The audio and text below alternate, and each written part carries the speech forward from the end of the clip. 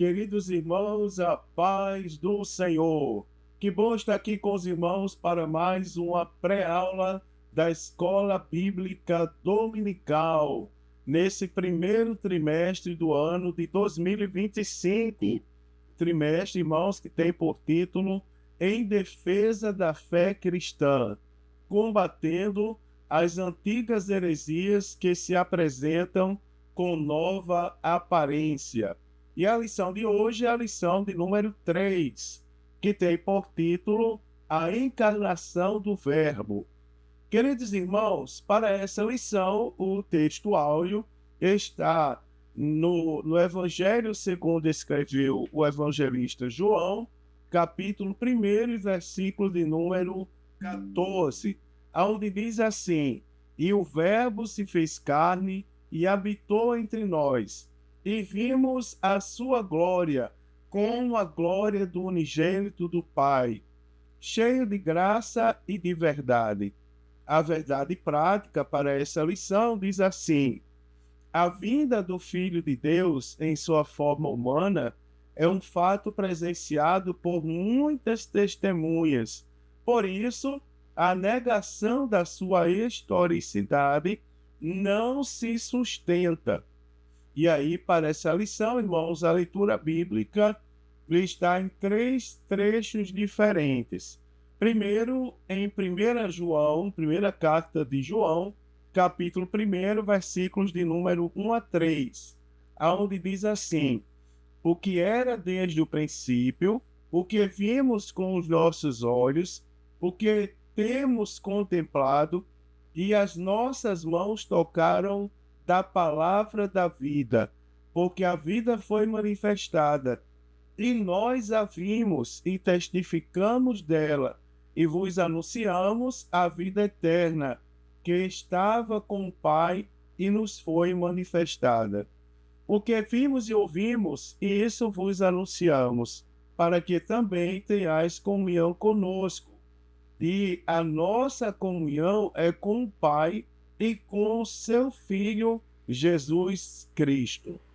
Amados irmãos, também em 1 João, agora no capítulo 4, e também os versículos de 1 a 3, diz assim: Amados, não creiais em todo espírito, mas provai se os espíritos são de Deus, porque já muitos falsos profetas se têm levantado no mundo. Nisto conhecereis o Espírito de Deus.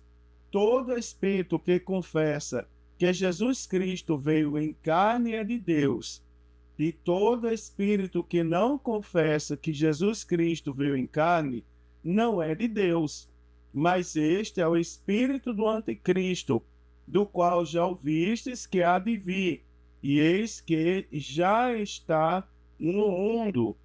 Também, queridos, agora em 2 João, no versículo de número 7, diz assim: Porque já muitos enganadores entraram no mundo, os quais não confessam que Jesus Cristo veio em carne.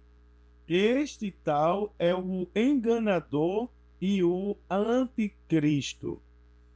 Amados irmãos, os objetivos dessa lição são: primeiro, elencar as heresias que negam a corporeidade de Cristo. Segundo, descrever a afirmação apostólica da corporeidade de Jesus. E terceiro, relacionar como as heresias que negam a humanidade e deidade de Cristo se revelam atualmente.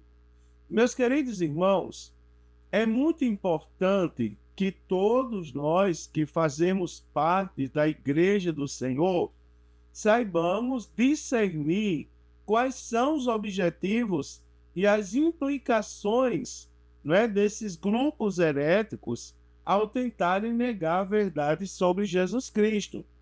Eu não sei se os irmãos já viram que em alguns momentos da Bíblia Sagrada, Jesus repreende, diz assim: não foi você que falou, foi o Satanás.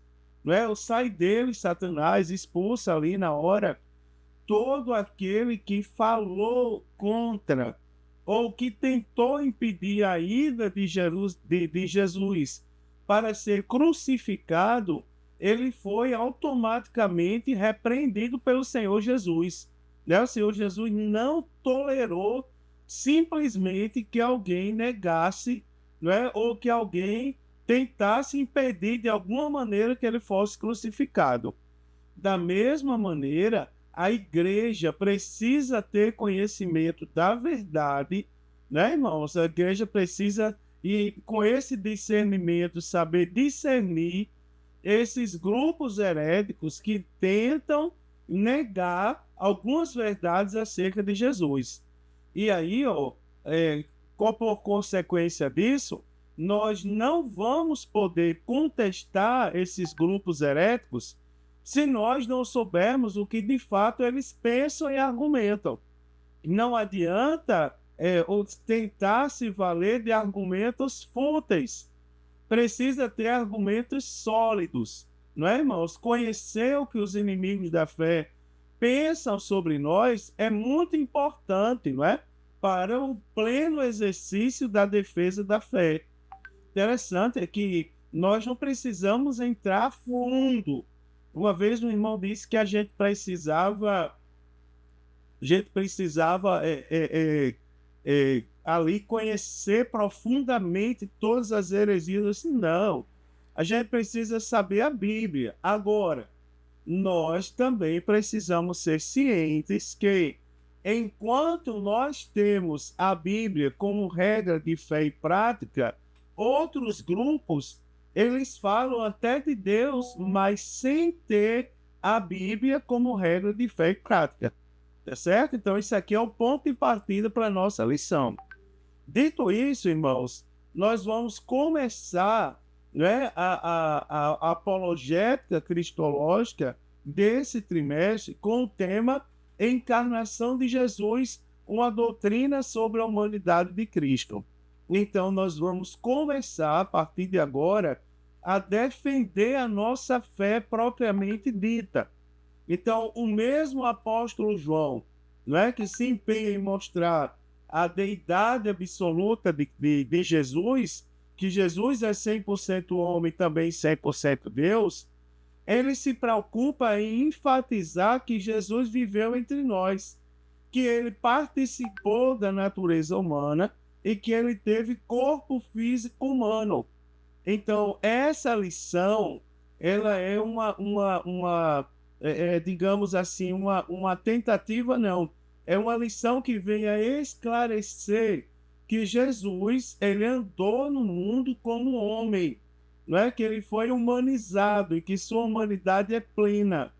Então, aqui eu quero mostrar aos irmãos, partir do termo encarnação, pontuar a encarnação do Verbo e seu autoesvaziamento, tá certo? Também comentar sobre a natureza humana de Jesus e, por fim, elencar os propósitos da encarnação do Verbo. Então, uma lição muito interessante que todos nós precisamos participar e guardar em nosso coração para sabermos falar, defender exatamente o que diz a nossa fé. Então, primeira coisa é a definição da palavra encarnação, tá certo? Nós precisamos ter isso bem em mente. O que é encarnar?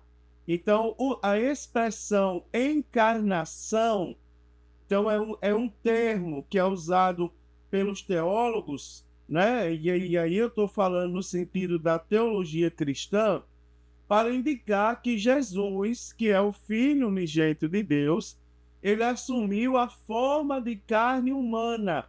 Então, a encarnação, pela teologia, é a justificativa, não é? É o termo utilizado pelos teólogos como justificativa e como afirmação que o Filho de Deus, Jesus Cristo, ele assumiu de fato a forma humana. O que significa encarnar? Encarnar é fazer-se carne. O termo encarnar é fazer-se carne, fazer-se homem, tornar-se humano ou revestir-se de carne. Então, a encarnação do Verbo, ela consiste, querido, no auto-esvaziamento de Cristo, não é? Do grego ekinosen, que significa esvaziar, auto-humilhar, neutralizar, anular, despir-se de uma dignidade justa, não é? Ou descendo a uma condição inferior. Então, Jesus, ele se submeteu a se encarnar, para tornar o reino de Deus conhecido a todos nós. Então, a encarnação, ela afirma especificamente a humanidade de Jesus, né? A palavra encarnação significa o ato de ser feito carne. Então, o apóstolo Pedro, ele explica a verdade da encarnação de maneira muito clara. E aí, sem a encarnação, Cristo não poderia realmente morrer, né? Se ele fosse, se não viesse ao mundo como carne, como ele morreria se Deus não morre? Não é verdade? Então ele não poderia morrer. E se não pudesse morrer, né, a cruz ela não teria sentido algum, né? Não teria significado ou sentido simplesmente algum. Então, sem a encarnação, né, a cruz não teria sentido. Então, por isso, o autor aos Hebreus, ele disse assim, ó, em Hebreus capítulo 10, versículo 5, pelo que, entrando no mundo, vez sacrifício e oferta não quiseste, mas corpo me preparaste. Não é? Também, queridos, algumas heresias que negam a corporeidade de Cristo. Segundo a nossa lição, o autor da lição, ele enfatiza o docentismo, não é? E ele justifica que esse termo vem do grego, dokeo, que significa ter aparência. Então, o docentismo, o autor ele apresenta como sendo a heresia da história a heresia mais antiga da história da igreja. E essa consiste em negar que Jesus tivesse tido corpo físico humano. Não é? Sua humanidade era simplesmente uma aparência, como um fantasma, tá certo? E aí a gente vai ver aqui, ó, que o que esses seguidores do docetismo, os chamados docetas, ensinavam sobre Jesus. Então, os seguidores dessa heresia, eles ensinavam muitas coisas fora das Escrituras. Por isso que era uma heresia, né, irmão? Completamente fora das Escrituras. E extremamente contrárias à palavra de Deus. Então, o nosso enfoque, ele destaca a humanidade de Jesus como verdadeiro homem. Né? Lucas descreve um começo bem humano. Quando ele diz, Jesus teve parentes e amigos. Jesus, Zacarias e Isabel, né? Lucas capítulo 1, versículo 5. José e Maria, Lucas 2, 4 e 5. Vizinhos e primos, Lucas capítulo 1, versículos 36 e 58. Pastores, Lucas 2 e 8. E Simeão e Ana, Lucas 2, 25 e 37. Isso, irmão, sem contar o relato sagrado de sua infância, que traz como foco o seu desenvolvimento físico. A Bíblia diz, e o menino crescia em estatura e em graça, não é? Ou seja, destaca o seu crescimento físico e intelectual e também espiritual. Por exemplo, Lucas capítulo 2, versículos de número 40 e versículos de número 52, né? E o que os principais docentes diziam sobre Jesus Cristo? Só para você ter ideia, coisa diabólica, que é o negar Jesus. Então, 3 principais, não é, heresiarcas negavam que Jesus tivesse vindo em carne. Primeiro, o chamado Cerinto. Cerinto, irmãos, ele foi contemporâneo do apóstolo João. Inclusive, uma das motivações para que o evangelho, segundo escreveu João, fosse escrito, quando João escreveu o evangelho, ele já tinha ido para a ilha de Pátmos, já tinha voltado, já era morador da cidade de Éfeso, E a história diz que os pastores das igrejas da Ásia procuraram o venerável morador, ancião, morador da cidade de Éfeso, que também tinha sido discípulo de Jesus Cristo, para que ele escrevesse um livro santo. E esse livro servisse para combater algumas heresias que estavam sendo pregadas acerca de Cristo.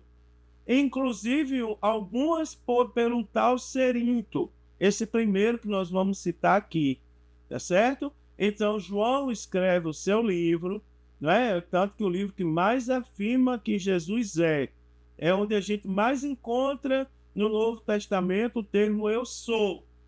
Então, o Cerinto, ele negava o nascimento virginal de Cristo e ensinava o docentismo. Então, só para você ter ideia, como a igreja, naquela época, irmãos, a igreja nem tinha o evangelho escrito ainda, mas ele já se preocupava em negar com veemência, combater com veemência heresias que se pregavam acerca de Jesus Cristo. Então, esse aqui negava o nascimento virginal e ele questionava, inclusive, como pode Deus se fazer homem? Não é? Então ele negava a vinda de Cristo, a encarnação do Verbo, que é o que está escrito nas Sagradas Escrituras. O segundo é o de nome Saturnino, não é? Esse foi o principal representante do gnosticismo sírio. E ele ensinava que Jesus não nasceu, não teve forma nem corpo e foi simplesmente visto de forma humana em mera aparência, não é? O terceiro é o de nome Marcião, tá certo? O herege Marcião, como é conhecido, né? É outro heresiarca que negava ser Cristo verdadeiramente humano. Mas quanto ao seu corpo, não se sabe se, na opinião dele, era apenas uma aparência ou de substância etérea, tá certo? Então, a Bíblia declara, né, irmãos, refutando todos esses, de maneira clara e direta, que Jesus nasceu, tá certo? Mencionando até o lugar do seu nascimento, lá em Belém da Judéia. E a época, não é? E mencionando também a época, mencionando no reinado de César Augusto, imperador romano. Então, a Bíblia fala também do corpo físico de Jesus. Em algumas passagens, a Bíblia faz menção do corpo físico de Cristo. Aqui não tem mais, não é, irmãos? Aqui é um dos postulados da Bíblia. Jesus nasceu e acabou, não tem mais o que discutir. Infelizmente, algumas pessoas discutem, questionam, mas existem outros que acreditam, né? Que Deus nos guarde dessas heresias e de acreditar em determinadas coisas que não provêm da parte de Deus. Agora, a encarnação do Verbo e o autoesvaziamento. Então, certa vez, presta atenção que frase bonita aqui, do evangelista Billy Graham, quando ele afirma o seguinte, que o maior acontecimento da história não foi o homem subir e pisar na lua, foi Deus descer e pisar na terra. Interessante, né, irmãos? Que boa parte dos questionamentos que nós temos hoje em dia, no que diz respeito à nossa fé, elas não estão baseadas na Bíblia Sagrada. Isso aqui é uma coisa interessantíssima. Como as pessoas acreditam, não é? Como as pessoas se acham no direito de questionar acerca de Jesus Cristo, se elas nem ao menos leram a Bíblia, né? Então, a encarnação de Jesus, irmãos, ela foi maravilhosa em tudo quanto envolve ela, tá certo? Provando ser Jesus o maior e mais importante personagem da história da humanidade. Tanto pelos que aceitam como pelos que negam, não é? Jesus foi, sem sombra de dúvida, né? o maior e mais importante personagem da humanidade. Ele existiu como homem. E aí a gente tem, ó, que na encarnação o Deus eterno se fez carne. Guarde isso. O Senhor se tornou súdito. O divino se tornou humano. O imortal fez-se barro, o rei se fez carpinteiro, o Criador se fez criatura, a água sentiu sede, o pão sentiu fome, o forte sentiu cansaço, o guarda eterno sentiu sono, o consolador chorou, né? A alegria sentiu tristeza, a vida se entregou à morte. O Deus, irmãos, inacessível, agora ele habitou entre nós, conforme o texto áureo da nossa lição hoje, lá em João, capítulo 1 e versículo de número 14. Então, a encarnação de Jesus foi o próprio Deus vindo habitar entre nós. O termo Emmanuel, irmãos, que o próprio escritor sagrado traduziu lá em Mateus, capítulo 1, versículo 23, que significa Deus conosco, né? Então, esse termo, Emmanuel, mostra, né? Isso aqui foi quando o anjo do Senhor apareceu a José em sonho e disse: José, não intente deixar Maria, porque o que nela está sendo gerado foi concebido pelo Espírito Santo, para que se cumprisse o que fora dito pelo profeta, que uma virgem conceberia, daria luz ao filho, e seu nome seria Emmanuel, que traduzido é Deus conosco. Então, o próprio anjo, ele deu o significado de Emmanuel.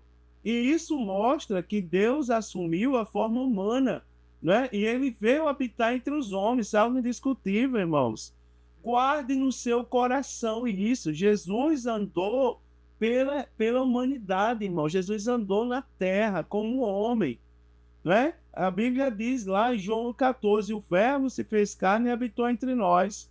Isaías 6:9, porque um menino nos nasceu, não é? Um filho se vos deu, né, irmãos? Lógico, ele tem qualidades de Deus, maravilhoso conselheiro, Deus forte, Pai da eternidade, príncipe da paz. Mas antes disso, o profeta Isaías, ele responde um questionamento, porque um menino nos nasceu, um filho se vos deu. Então, portanto, o mesmo Senhor, Isaías 7,14, vos dará um sinal. Eis que uma virgem conceberá e dará luz a um filho, e será o seu nome Emmanuel. Também Colossenses 2,9 diz: porque nele habita corporealmente toda a plenitude da divindade. Né? O apóstolo João, ao afirmar que Jesus habitou entre nós, ele está falando da sua encarnação, não é? De uma condição humana. O verbo habitar aqui, irmãos, é do grego, não é? Skino, que significa morar em uma tenda, tabernáculo, cabana.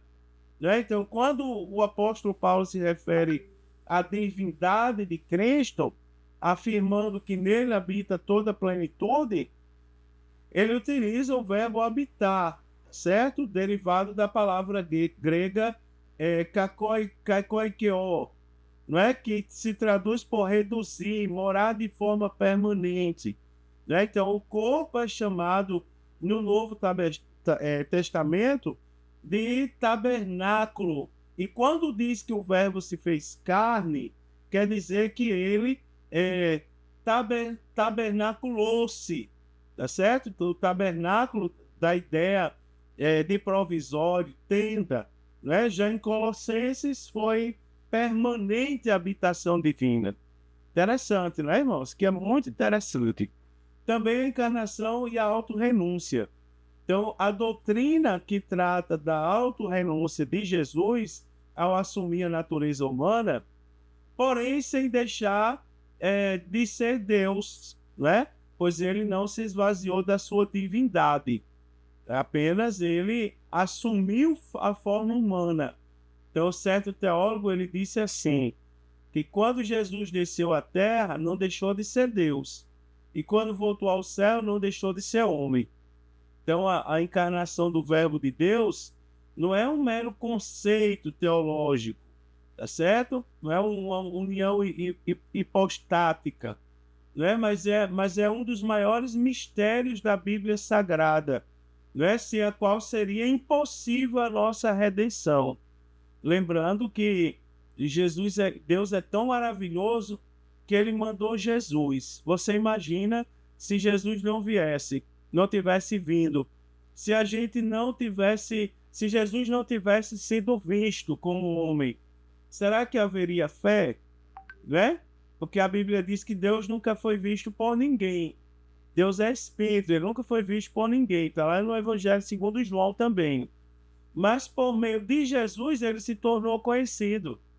Ou seja, a Bíblia é tão perfeita que nós somos salvos pela graça, pelo favor imerecido de Deus. Foi tema assunto da lição passada. Somos salvos pela graça. Agora, interessante que a graça foi vista. Jesus foi visto como homem, tá certo? Isaías 7,15 diz assim, ó, Jesus participou da nossa limitação física e emocional.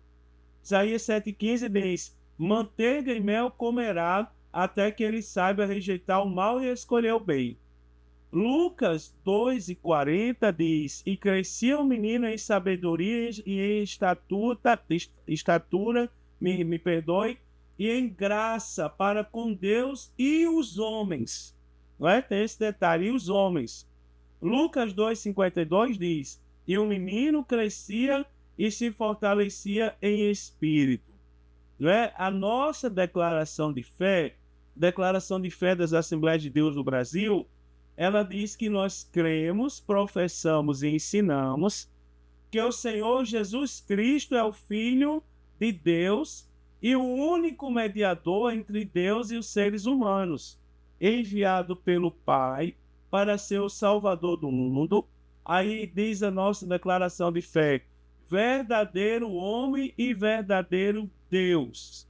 Diz também a declaração de fé que nós cremos na concepção e no nascimento virginal de nosso Senhor Jesus Cristo, não é? E que ele foi concebido pelo Espírito Santo no ventre da Virgem Maria. Então ele foi concebido pelo Espírito Santo e ele nasceu como homem, a partir de uma mulher.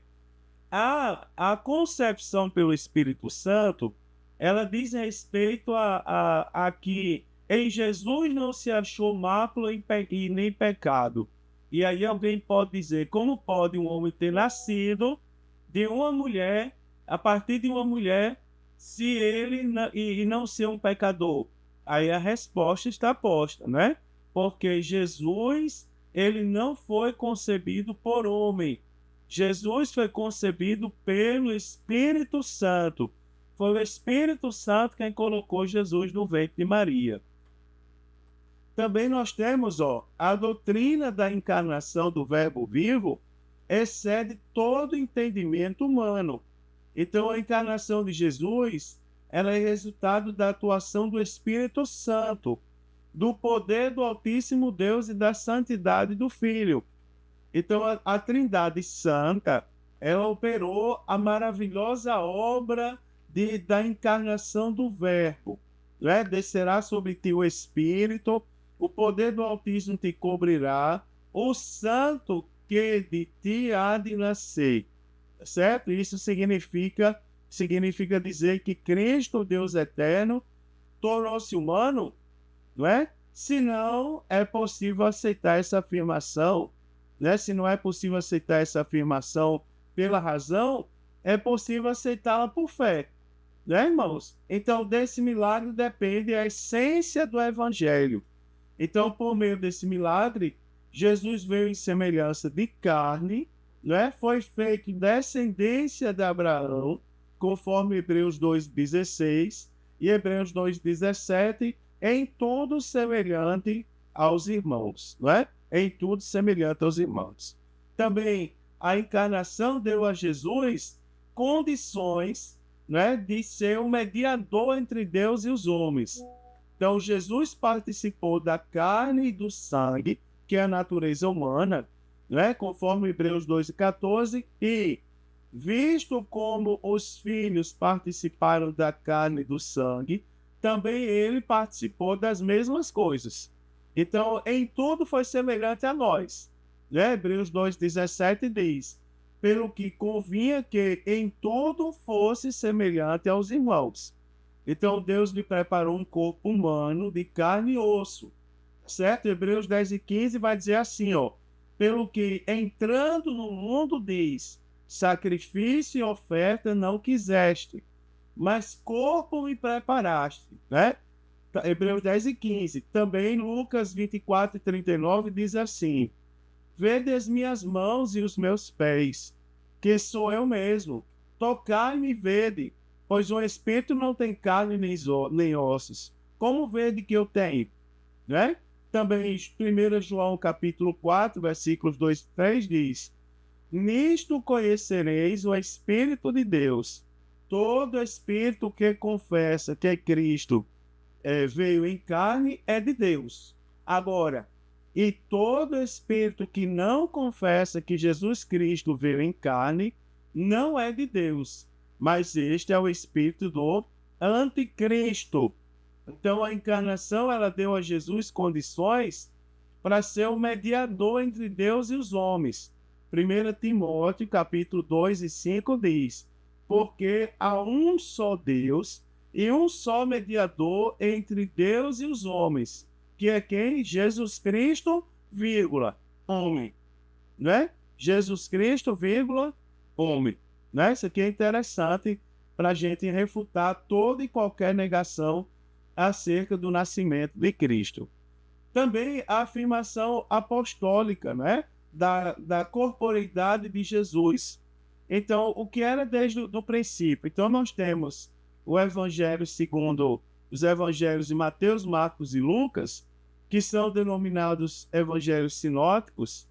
Eles apresentam Jesus ressaltando seus aspectos humanos, tá certo? Então, João, ele reforça aspectos divinos, né? Mas Mateus, Marcos e Lucas, eles reforçam aspectos humanos. Então, os três evangelhos expõem Jesus exteriormente, tá certo? Ao passo que João, ele revela Jesus interiormente. Então, aqui pode-se dizer o seguinte, ó, que o evangelho de João é uma interpretação de Jesus.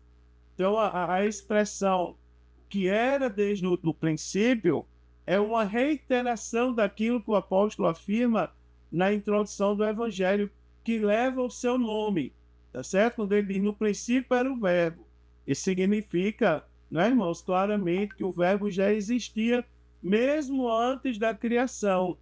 Mas João, ele não perde de vista que o verbo se fez carne, né? Ele não se contenta apenas com isso, mas apresenta detalhes importantes, né? Que o verbo não somente se fez carne para não deixar dúvida alguma, e habitou entre nós, né? Ele coloca, revela detalhes, que ele não só se fez carne, para não deixar nenhuma dúvida, como também habitou entre nós, não é? Ou seja, ele também foi visto pelas pessoas.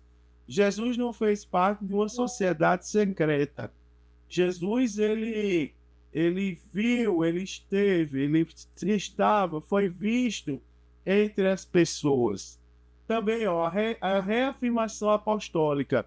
Então, o apóstolo reitera o que afirma na introdução do seu evangelho, tá certo? O que vimos com os nossos olhos, o que temos contemplado, e as nossas mãos tocaram da palavra da vida.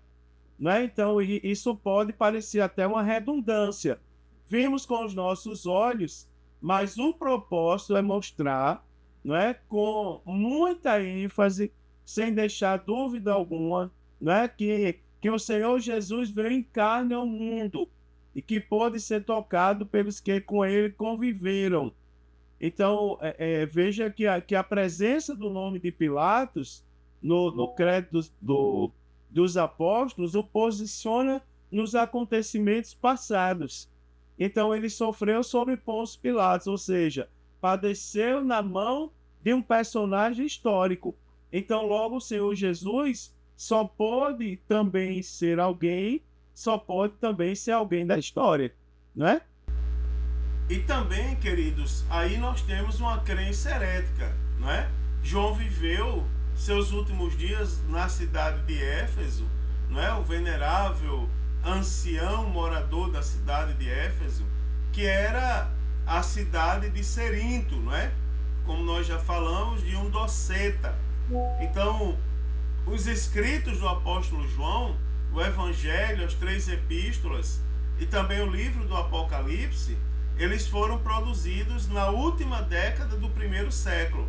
Então, nessa época, o docetismo, ele já se difundia entre os cristãos.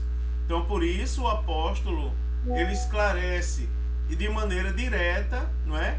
Que todo aquele que nega que Jesus veio em carne não é de Deus. Então você veja a gravidade dessa heresia, não é? Porque se Jesus não teve corpo físico e real, ele também não morreu, não é? E se ele não morreu, também não ressuscitou. E se ele não ressuscitou, logo não há esperança de salvação para a gente. Não é? Então, por essa razão, o apóstolo João, ele foi bem contundente contra os docetas, né? Os expoentes dessa crença, eles são chamados de enganadores. Então, os irmãos, observem a nossa responsabilidade. A nossa responsabilidade, né, irmãos, em ter conhecimento pleno da verdade, saber raciocinar dentro da verdade, né, irmãos, e defender a verdade em Cristo Jesus, tá certo? Veja como isso é sério, como isso aí merece a nossa atenção especial. Também, a natureza humana do Verbo encarnado. Então, o Senhor Jesus Cristo, né, de forma voluntária, ele renunciou à glória que possuía nos céus, né? Tá lá em João 17:5. Não é para ser o redentor da humanidade, sujeitando-se às limitações humanas. Então, a natureza humana, primeiro que João, ele introduz o Evangelho dizendo que o Verbo era Deus, mas também que o Verbo se fez carne. Então, o mesmo apóstolo João, ele diz na ceia, né, recostara sobre o seu peito, né? Na ceia ele recostou sobre o seu peito, e que ouviu, viu, contemplou e tocou o verbo da vida, né? Lá em 1 João 1:1.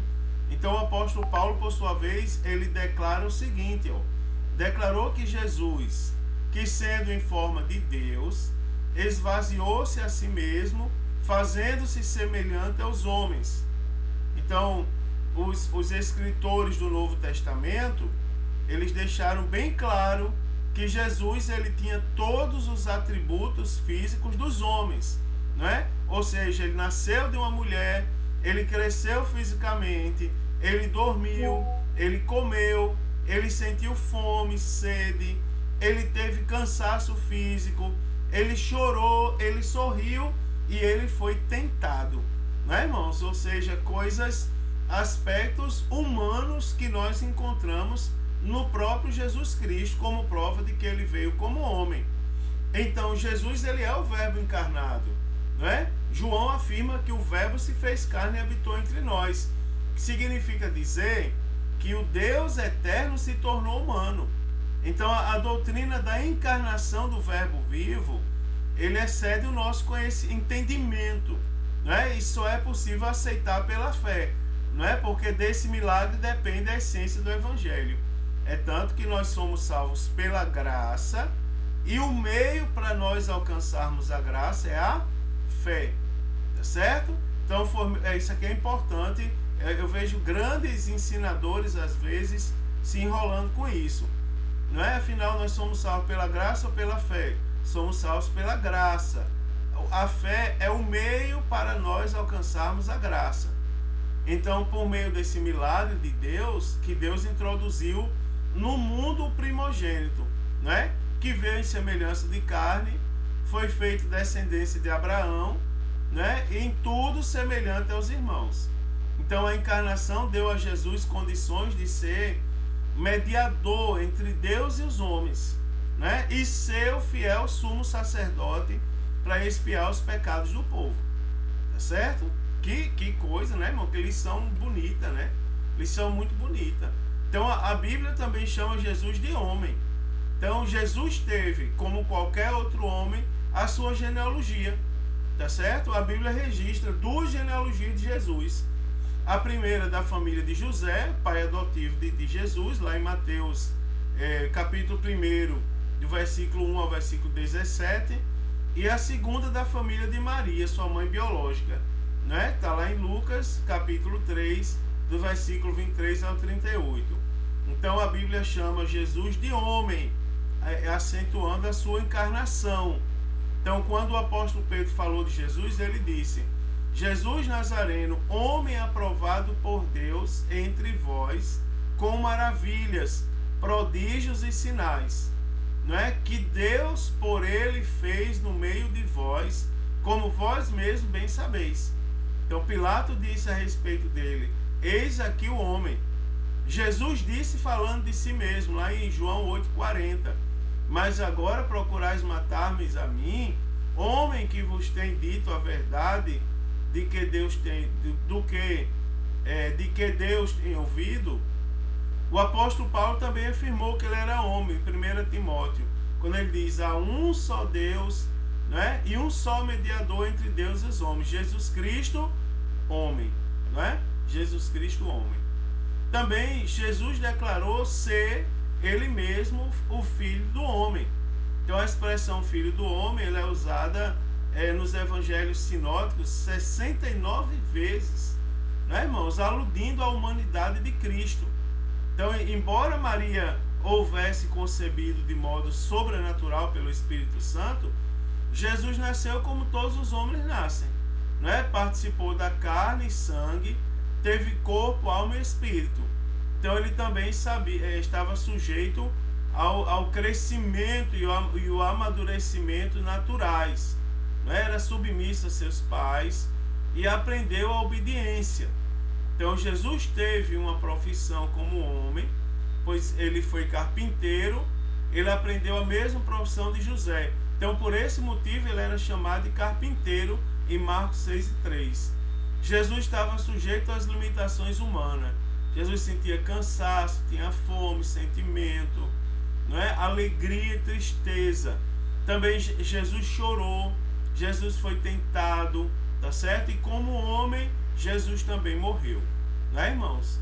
É muito interessante isso aqui, é uma lição tocante, tá certo? Então, como essas heresias, elas se revelam hoje? Primeiro, quanto ao nascimento virginal de Jesus. Então existem movimentos que negam assim abertamente, categoricamente, o nascimento virginal de Cristo, como por exemplo os Mormons, a Igreja da Unificação. Eles ensinam que ele não foi gerado pelo Espírito Santo. Então negar, irmãos, isso aí, ó, a concepção e o nascimento virginal de Jesus é uma marca desses movimentos. Interessante que alguns deles até andam na rua com a Bíblia na mão, mas a Bíblia não é regra e prática deles. Ele anda com a Bíblia na mão como se fosse um anzol para fisgar as pessoas.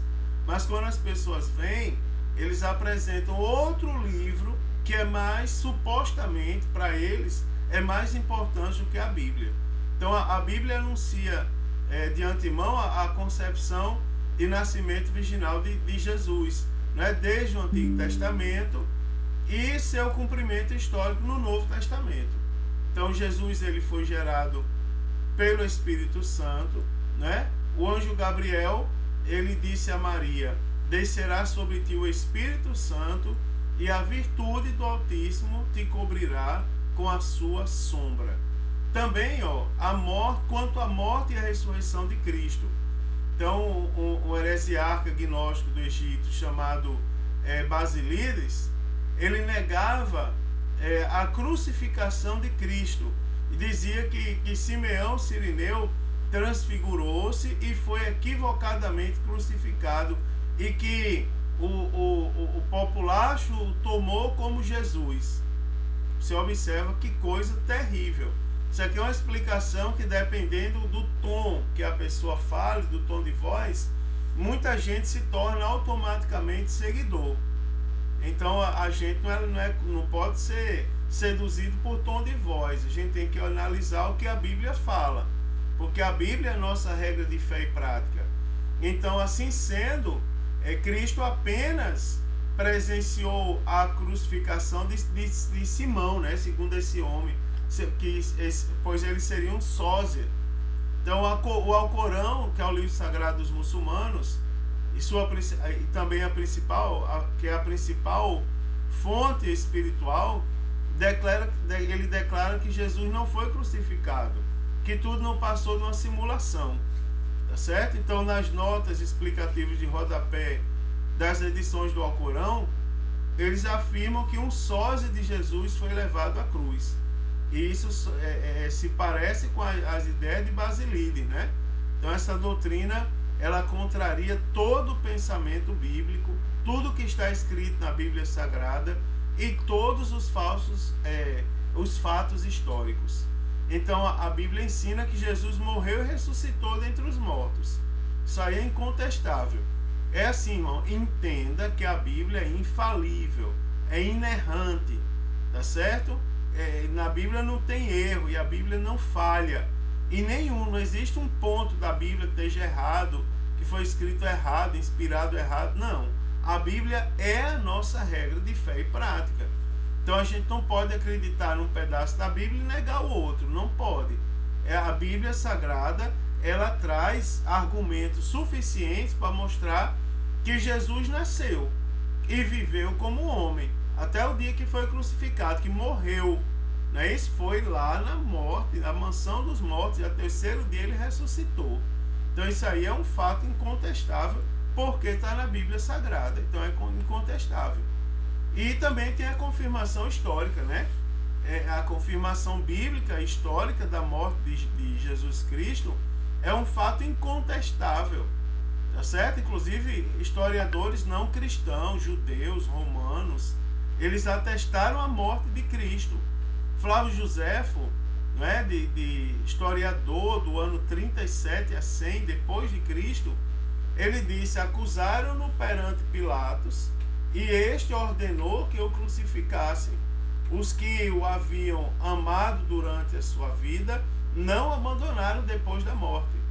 Né? O escritor romano Tácito, que também viveu de 55 a 117 depois de Cristo, foi contemporâneo de Flávio Joséfo, você viveu na mesma época praticamente, ele escreveu: aquele de quem levavam o nome Cristo foi executado no reinado de Tibério pelo procurador Pôncio Pilatos. Né? E a Bíblia declara que Jesus, depois de ter padecido, se apresentou com muitas infalíveis provas, lá em Atos 1 e 3. Então, historicamente, nós temos mais do que comprovada, né? Mais do que comprovada o nascimento ali, Jesus como homem. Também, alguns propósitos da encarnação. Então, existem vários propósitos, tá certo?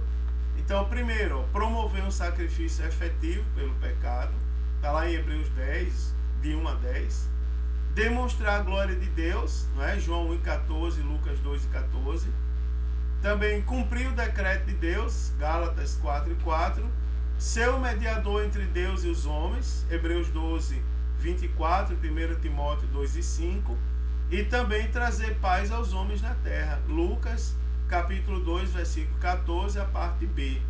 Né? E ainda a gente pode pontuar outros 4 propósitos. Por exemplo, revelar Deus ao homem, né? Como os irmãos sabem, Jesus, ele é a expressão exata do ser de Deus, tá certo? A encarnação, ela nos revela Deus pessoalmente, daí Jesus ser chamado Emmanuel, né? Ou seja, Deus conosco.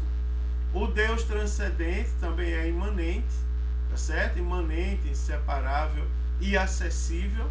E a divindade de Jesus em sua humanidade é a chave para o conhecimento íntimo de Deus. Então Jesus revelou para nós, né, o Deus invisível. Então, destruir as obras do diabo, primeiro revelar Deus ao homem, segundo, destruir as obras do diabo. 1 João 3,8 diz: para isso o Filho de Deus se manifestou, para desfazer as obras do diabo. Também tornar possível a morte do Redentor. Então, sem a vinda de Cristo, como ele podia morrer? Né? e também ser o nosso sumo sacerdote. Então Jesus viveu como homem, por isso ele se compadece e intercede por nós diante de Deus, né, irmãos? Glória a Deus. E concluindo isso, né, irmãos, as expressões o verbo se fez carne e Jesus Cristo veio em carne, eles significam a resposta contundente, muito clara aos docetas, não é? Também os evangelhos, eles revelam vários atributos característicos de Jesus como ser humano, né? Ou seja, incontestáveis características, digamos assim. Também ele foi revestido do corpo físico, né? Porque o pecado entrou no mundo por um homem e pela justiça de Deus tinha de ser vencido por um ser humano, né? Jesus se encarnou, fez-se homem sujeito ao pecado, embora nunca houvesse pecado, e venceu o pecado como homem. Então a tentativa gnóstica e docetista de negar as naturezas de Cristo, elas continuam a ser defendidas por alguns grupos, né, heterodoxos em nossos dias. Por isso, irmãos, nós precisamos indiscutivelmente estar preparados para defender com sabedoria a nossa fé. Que lição, né, irmãos? Que lição tivemos hoje, mais uma vez. Que ensinamentos maravilhosos, que coisa maravilhosa e que perigo a gente corre, não é? Você imagina negar que Jesus veio como homem? Parece para muitos uma coisa que não tem sentido, que não vai trazer nenhum efeito. Mas acredite, traz um efeito significativo e nós precisamos ter cuidado com essas coisas aí, certo? Que Deus nos abençoe. Eu desejo uma excelente aula a todos. Motivem seus alunos a estarem na escola dominical. Cuidado, irmãos, com a desmotivação dos alunos. Motive os alunos. O irmão pegou outro dia a revista e disse: essa revista é cheia de erros, cheia de heresia, cheia de não sei de que. Não, diga isso. Eu não vejo erro, heresia na revista. Eu vejo objetivos que são seguidos ao pé da letra ali nas revistas que são escritas. Então, observe isso com calma, mantenha os alunos motivados, felizes e alunos da escola bíblica dominical. Forte abraço. Mais uma vez, uma excelente aula e, se Jesus não voltar, próxima semana eu estarei aqui com os irmãos comentando a lição de número 4. Forte abraço, queridos.